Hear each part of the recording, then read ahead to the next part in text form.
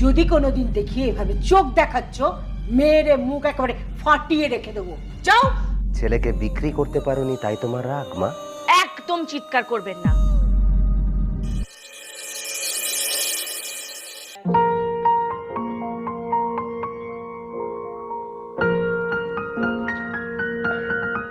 মা আমি আসি, পূজা রইলো, তোমরা সাবধানে থেকো। আয় বাবা আয়, মাসের পর মাস বাইরে থাকিস, কি যে খাস কিছুই বুঝতে পারি না। আবার কবে আসবি রে বাবা? দেখি মা কবে পাই, পেলেই চলে আসো। এবার দেখো না, যদি ট্রান্সফার নিয়ে বাড়ির কাছে চলে আসতে পারো। আমি চেষ্টা তো করছি, পেলেই চলে আসবো। মা আমি এবার আসি, নাহলে ফ্লাইট মিস হয়ে যাবে। আয় বাবা আয়, দুগ্গা দুগ্গা।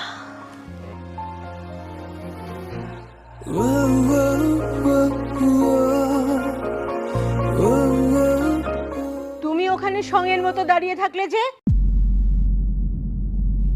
এদিকে এসে আমার পাটা টিপে দাও।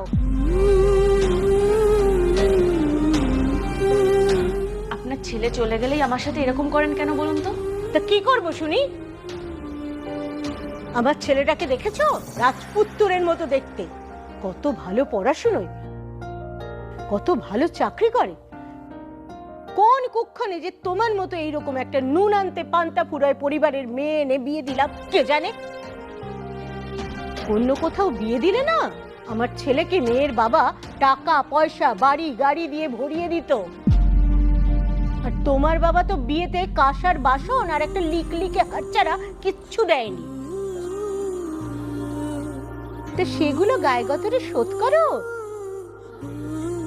মহারানীর মতো দাঁড়িয়ে না থেকে এসো আমার পাটা টেপো।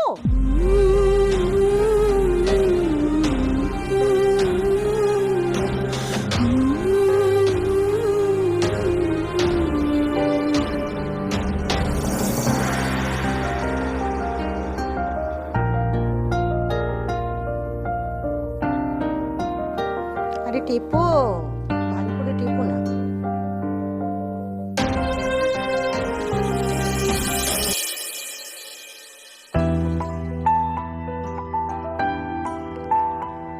হ্যাঁ বাবা, কেমন আছিস? আমি ভালো আছি মা, তুমি কেমন আছো? তোমার শরীর কেমন আছে? ওই আছে রে, আর তোকে ছাড়া একদম ভালো লাগে না বাবা। তোমাদের ছাড়া আমারও ভালো লাগে না মা। পূজা কোথায়? আছে বোধহয় ঘরে, ও ছেলে মানুষ, আমি ওকে সবসময় বলি